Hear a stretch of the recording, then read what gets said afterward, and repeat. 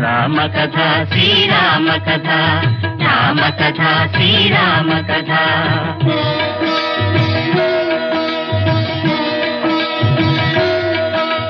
అనగనగా కోసల దేశానికి అధిపతి దశరథ మహారాజు, అతనికి రాణులు ముగ్గురు వరుసగా, కౌసల్య సుమిత్ర కైకేయి. పుత్రకామి అయి యాగము చేసి పొందెను పాయస పాత్ర.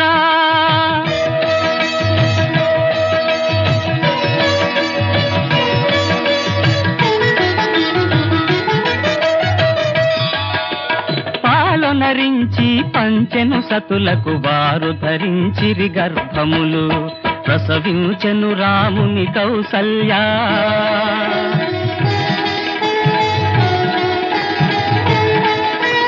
లక్ష్మణ శత్రుఘ్నులను సుమిత్ర